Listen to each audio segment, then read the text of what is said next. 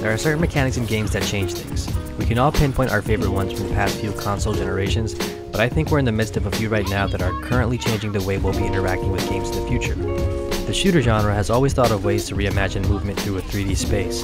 Call of Duty is notorious for continuously pushing the boundaries with wall riding, jetpacks, and sliding, but back in May 2015, a refreshingly new competitive shooter came from somewhere no one was expecting: Nintendo. Now you're playing with power! Splatoon burst onto the scene with mixed reactions. On the one hand, it was a new IP from the creators of gaming's most beloved franchises that seemed to be taking a major gamble. On the other hand, it was taking a gamble on a console that was already fizzling out. But over time, Nintendo continued to support the game and fostered a community that loved the game so much, myself included, that they deemed it worthy of another go with the Switch. According to most recent reports, this time that gamble is paying off, with first week sales in the UK being 59% higher than the original, and in Japan selling over 500,000 copies in just 3 days. There are a ton of things that make Splatoon stand out in the shooter genre. For one, many shooter fans don't even consider it to be one, but it injects new ways to win that don't rely so heavily on your kill-death ratio. Getting used to the motion controls can be really challenging, but once you master it, it's hard to imagine going back to the thumbstick. Another reason the game is unique is that it doesn't require you to be particularly good at the whole shooter portion of the game.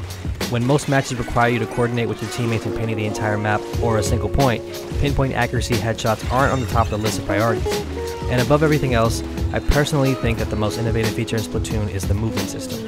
In Splatoon, half of your time in matches is spent on foot with your weapon of choice, painting the floor, walls, and anything else you can to gain the advantage of covering the most space in your team's ink. The genius here is that once you've used up all of your ink, you need to submerge into the ground in your team's ink to refill your weapon. In doing so, it naturally encourages the player to move around and get to another point where they can start inking more ground or find teammates to provide support.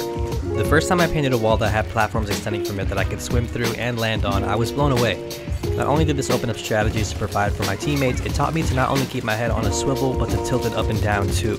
That becomes even better when you use the motion controls, when your sensitivity to players swimming up walls can mean the difference between a kill and the player getting the drop on your teammates.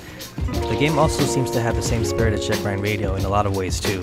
While submerged into your paint, if activated, certain key elements of the map will extend into tubes that you can swim through to gain access to different routes, allowing for great flanking opportunities or chances to escape and regroup with your team. It's very reminiscent of Jet Set's grinding mechanic. And that's why I think I enjoy spending hours playing Splatoon 2's multiplayer. My favorite games are the ones that let me have fun even when I wind up losing. Just moving around the world can be a fun challenge to master, and one that Nintendo's got a good grasp on.